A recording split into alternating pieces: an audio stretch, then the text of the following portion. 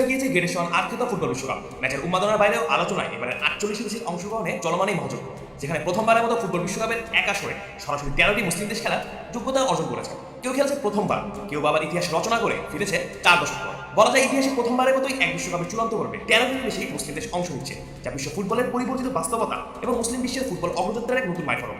যেখানে রয়েছে Algeria, Bosnia ও Herzegovina, মিশর, ইরান, ইরাক, জর্ডান, মরক্কো, কাতার, সৌদি আরব, সেনেগাল, তিউনিসিয়া, তুরস্ক এবং উজবেকিস্তান। এছাড়া বিশেষভাবে উল্লেখ করা যায় আইভরি কোস্টের কথা, যেখানে মুসলিম জনসংখ্যা প্রায় 43%। যদিও দেশটি মুসলিম সংখ্যাগরিষ্ঠ নয়, তবুও বিশ্বকাপে এদের উপস্থিতি মুসলিম দর্শকদের আগ্রহ আরো বাড়িয়ে দিয়েছে। বলা যায় খারাপ কথা। আর মুসলিম দেশগুলোর মধ্যে মরক্কো, তুরস্ক কিংবা সেনেগাল ইতিমধ্যে বিশ্ব ফুটবলে নিজেদের শক্ত অবস্থান তৈরি করেছে। 2022 কাতার বিশ্বকাপে মরক্কো ইতিহাস গড়ে প্রথম আফ্রিকান দেশ হিসেবে সেমিফাইনালে উঠেছিল। সেই সাফল্য শুধু আফ্রিকায় নয়, পুরো মুসলিম বিশ্বে ব্যাপক উদ্দীপনা সৃষ্টি করেছিল। এর আগে 2002 বিশ্বকাপের সেমিফাইনালে খেলেছিল তুরস্ক। সেনেগাল ধারাবাহিকভাবে শক্তিশালী পারফরমেন্স করে আসে। অন্যদিকে প্রথমবারের মতো বিশ্বকাপে অংশগ্রহণ করবে জর্ডান ও উজবেকিস্তান।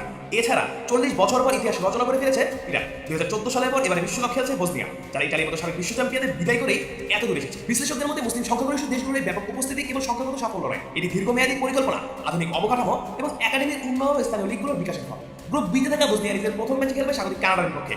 একই গ্রুপে থাকা আরেক মুসলিম দেশ কাতারের প্রথম ম্যাচ সুইজারল্যান্ডের বিপক্ষে। তবে গতবারের সেমিফাইনালিস্ট মুসলিম দেশ মরক্কো নিজের প্রথম ম্যাচে সি গ্রুপে লড়বে শক্তিশালী ব্রাজিলের বিপক্ষে। গ্রুপ ডিতে থাকা গোলারের তুরস্ক নিজের প্রথম ম্যাচে মুখোমুখি হবে অস্ট্রেলিয়া।